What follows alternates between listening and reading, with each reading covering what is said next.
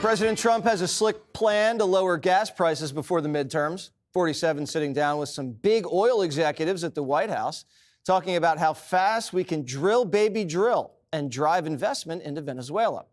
But first things first, President Trump kicking off the roundtable by inspecting the progress of his big, beautiful ballroom. We have many others that were not able to get in. I said if we had a ballroom, well, I got to look at this myself.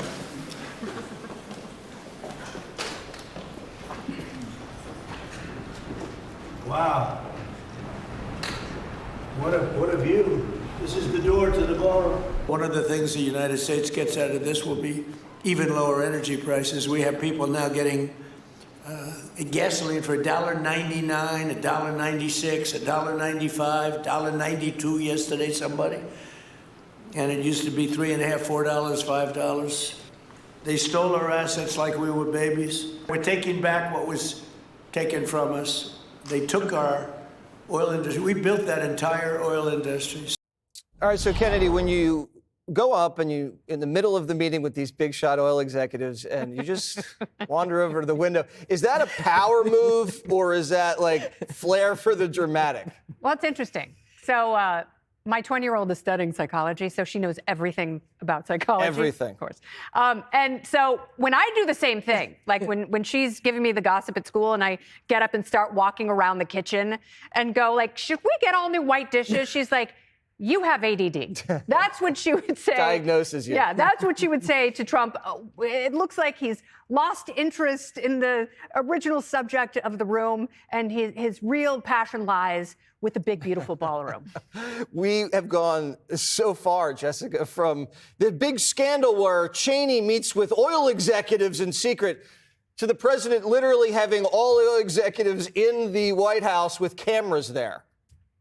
Yay. It is more transparent in that sense, though there's a big lack of transparency, red flag going out, or the flares going up, that he has declared that he will personally control the proceeds from the oil and will decide what goes to the Venezuelans and what goes to the Americans.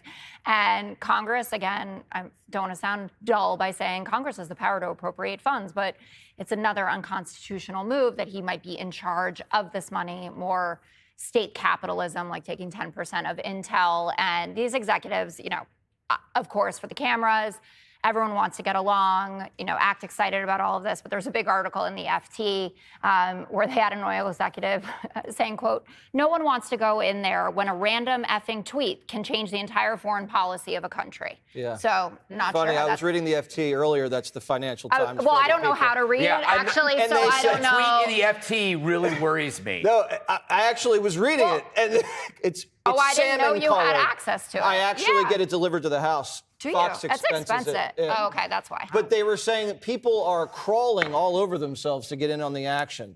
I mean, this place is a gold mine, liquid gold and real gold. So when you detail where the money is going, where did you think it was going before Maduro was captured?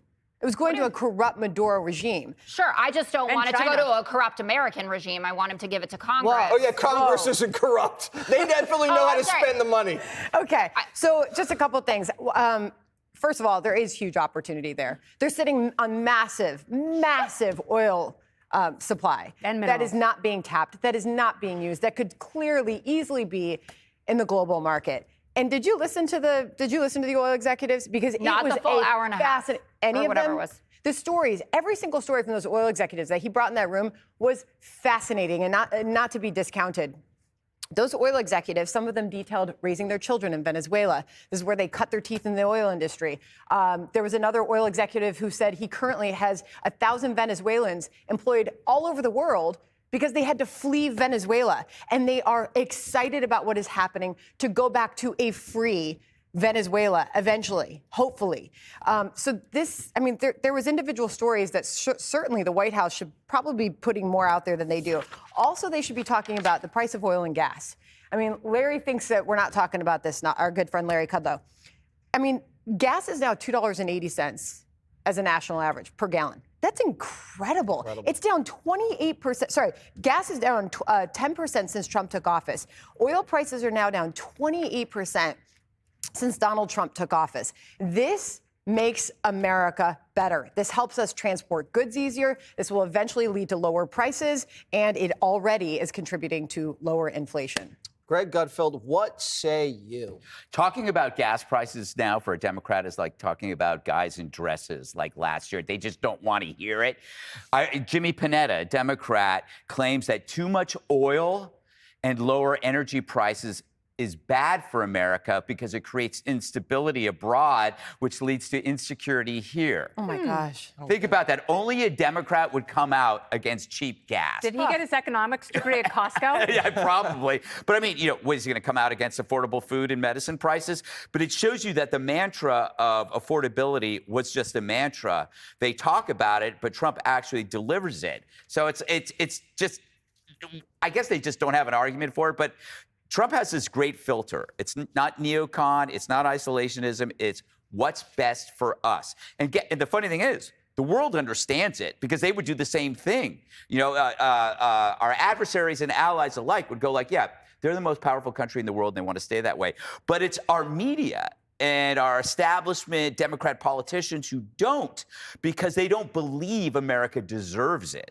They can't say what's best for America because we're, irredeemably racist and irredeemably oppressive. We don't deserve anything but punishment. Jessica, you just said you didn't want the oil to go to a corrupt country. You were talking about America. I want the oil to come here. Corrupt man. Well, the whole country isn't corrupt. No, but the point he is, doesn't get the oil. We get it. Jessica. No, the money. But he's not taking the money either. But what will I think Kamala his do? crypto account would say otherwise. Do in 2028? Will she give it back to Venezuela?